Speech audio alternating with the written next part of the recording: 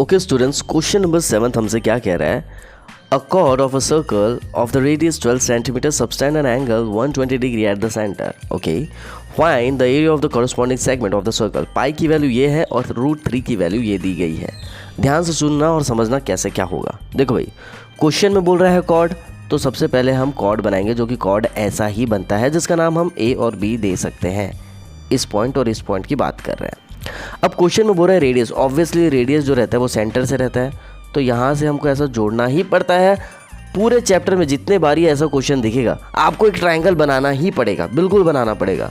ठीक है, ध्यान में रख लीजिए इस चीज़ को।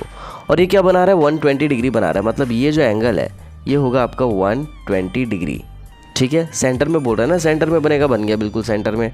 ठीक है, इतना समझ में आ गया। अब देखो अपन क्या कर रहे हैं और क्या निकालने बोल रहा है। देखो, find the area of corresponding segment निकालने बोल रहा है। अल्टीमेटली अगर हम आपको बताएं तो ये माइनर सेगमेंट जो है ना वो निकालना है। ठीक है, माइनर सेगमेंट यहाँ पर निकालने के लिए बोल रहे हैं, लेकिन करेंगे कैसे, सारी बातें ध्यान से सुनना और समझना है। सॉल्यूशन, सबसे पहले अगर हमें माइनर सेगमेंट निकालना है, आपको बहुत अच्छे से पता है कि हमें एरिया ऑफ ए सेक्टर से माइनस करना पता है ट्राइंगल को। क्या बोल रहे हैं, देखो ये एरिया ऑफ ए सेक्टर हो गया है ना, ये एरिया ऑफ ए सेक्टर। ठीक है, वो भी माइनर वाला है। इस माइनर सेक्टर से हम ट्राइंगल को माइनस करेंगे तो आपका माइनर सेगमेंट आ जाएगा। ये बात हमने आपको पहले भी बताई थी। तो सबसे पहले हम यहाँ पर क्या कर रहे हैं, एरिया ऑफ माइनर सेक्टर निकाल रहे हैं। क्यों निकाल रहे हैं सब हमने आपको बताया था, आगे और भी बताएंगे, इस वीडियो में बने रहिएगा। ठीक है, इसका फॉर्मूला क्या होता है, θ/360 इंटू पाई आर स्क्वायर।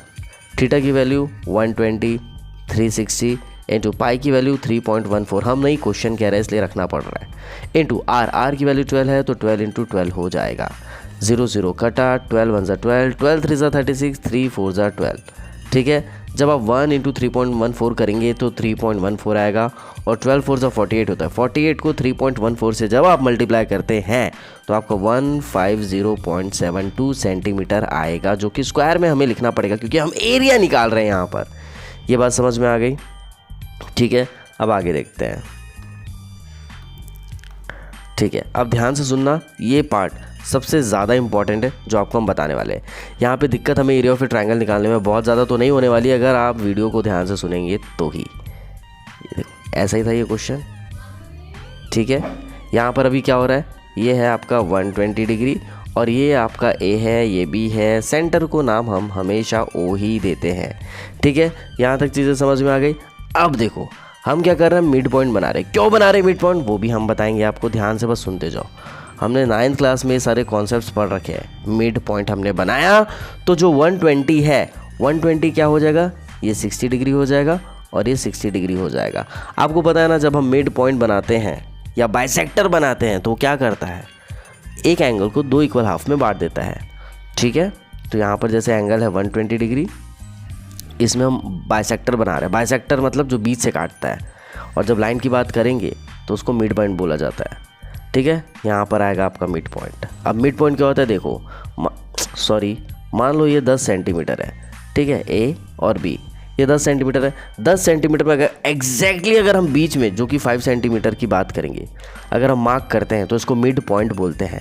लेकिन इसी चीज़ को जब बात हम एंगल की करते हैं, ऐसे एंगल की करते हैं, और यहाँ से जब मिड लाइन हम खींचते हैं तो मिड लाइन नहीं बोलते, इसको बाइसेक्टर कहा जाता है।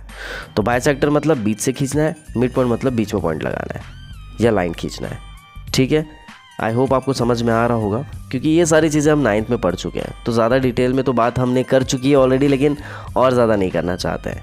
ठीक है, तो ये 60-60 आया है। क्यों ऐसा कर रहे हैं, क्योंकि देखो भैया, एरिया ऑफ ए ट्रायंगल का फॉर्मूला क्या होता है, half into base into height. ठीक है, अगर हम ऐसा कुछ बनाएं तो यहाँ पर आपको हाइट दिख रही है क्या, ट्रायंगल में नहीं दिख रही है, इसलिए हमने मिड पॉइंट बनाया है। अब समझ में आया मिड पॉइंट क्यों बनाया, क्योंकि बेस इंटू हाइट होता है, और हाइट दिखाने के लिए हमें एक स्ट्रेट लाइन सीधी खड़ी खींचनी ही पड़ेगी, जिसको हम पॉइंट को नाम देते हैं एम।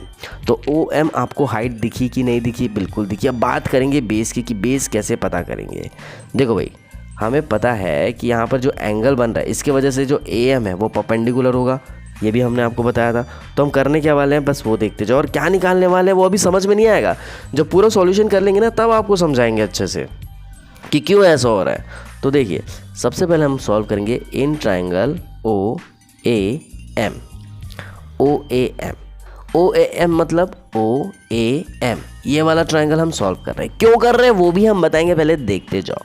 यहाँ पर हमें पता है पंडित बद्री प्रसाद हर हर बोले सोना चांदी तोले, ये होता है। तो यहाँ पर देखो हमारे पास क्या क्या है और क्या क्या निकालना है वो देखना पड़ेगा। सबसे पहले हम यहाँ से ओ एम निकालेंगे। यहाँ से हम क्या निकाल रहे हैं, ओ एम। ओ एम की वैल्यू पता है क्या, नहीं पता है, इसलिए हम ओ एम निकालेंगे। तो ओ एम कैसे निकालेंगे, देखो ये आपका क्या है, बेस है। क्यों, क्योंकि ये परपेंडिकुलर है। कैसे पता, एंगल के अपोजिट साइड जो होता है उसको हम परपेंडिकुलर बोलते हैं। ये आपका हाइपोटेन्यूस हो गया, ये आपका बेस हो गया। तो हमें सबसे पहले बेस निकालना है, ठीक है। अब देखो कैसे निकालेंगे, बेस बाय हाइपोटेनियस। किस में आता है बेस बाय हाइपोटेनियस, कॉस में आता है। क्यों लगाएंगे वो भी बताते हैं। देखो कॉस थीटा होता है base by hypotenuse. Cos 60 degree यहाँ पर दिख रहा है, तो हम लगाएंगे यहाँ 60 डिग्री इक्वल्स टू बेस कितना होगा, ओ एम, हाइपोटेनियस कितना होगा, ओ ए। देख लीजिए हाइपोटेनियस कितना है, ओ ए है, और बेस कितना है, ओ एम है। तो यहाँ पर cos 60 जो होता है वो होता है 1/2 इक्वल्स टू ओ एम को हम ओ एम ही रखेंगे। वैल्यू नहीं पता ना उसकी, सर ओ ए की वैल्यू पता है। क्यों पता है ओ ए की वैल्यू, क्योंकि ओ ए ही रेडियस है। ओ ए क्या है, रेडियस है। बात समझ में आ रही, बहुत ज़्यादा ईजी है। देखो करना क्या है, ध्यान से सुनो, बेस निकालना है, ठीक है। तो कोई ऐसा फॉर्मूला देखना है जहाँ बेस आता है, बेस यहाँ आता है और यहाँ आता है, लेकिन हमें हाइपोटेन्यूस दिया हुआ है इसलिए हम ये वाला फॉर्मूला यूज़ कर रहे हैं, ठीक है। ओ ए की वैल्यू है 12, ठीक है। तो यहाँ से ये 12 यहाँ ऊपर चले जाएगा /2 और यहाँ ओ एम आ जाएगा, ये कट जाएगा 6। मतलब जो ओ एम है उसकी वैल्यू कितनी निकली, 6 सेंटीमीटर। ये बात समझ में आ गई। अब हम क्या कर रहे हैं, ध्यान से देखते जाओ। फिर से हम ये वाला ट्रायंगल लेंगे, in triangle O A M. क्यों ले रहे हैं, ध्यान से सुनो, साइन 60 डिग्री, ठीक है। शुरू से बताते हैं, मतलब जैसे यहाँ पे कॉस थीटा लिखा ना, वैसे हम यहाँ पे लिखते हैं साइन थीटा, ठीक है। साइन थीटा क्या होता है, परपेंडिकुलर बाय हाइपोटेनियस। तो sine 60 degree equals to perpendicular कितना है, क्यों लेंगे बता रहे, 2 मिनट रुकते जाओ, ठीक है। परपेंडिकुलर कितना है भैया, यहाँ पे परपेंडिकुलर है A M. A M perpendicular है ना, तो परपेंडिकुलर की जगह लिखेंगे ए एम अपॉन हाइपोटेन्यूस कितना है, 12 है। सर ये क्या कर रहे हैं आप, देखो भाई कॉस से हम ओ एम निकाल रहे हैं, ये वाली लाइन निकाल रहे हैं, ठीक है, निकल गई। अब हाइपोटेन्यूस पता है, ये बेस भी पता है, परपेंडिकुलर पता है क्या, नहीं पता है, इसीलिए साइन लगा रहे। क्यों साइन लगा रहे, क्योंकि साइन में ही आता है परपेंडिकुलर बाय हाइपोटेनियस, ठीक है। अब साइन 60 डिग्री आपका जो होता है √3/2 होता है। ए एम को ए एम लिखेंगे, 12 का 12 लिखेंगे, ये उधर चले जाएगा तो √3/2, 12 नीचे है तो यहाँ ऊपर चले जाएगा इक्वल्स टू ए एम। ये डिनोमिनेटर में है, LHS में जाके न्यूमरेटर में चले जाएगा। 2 6 12, तो क्या आ रहा है यहाँ पर √36, जिसको हम लिख सकते हैं 6√3।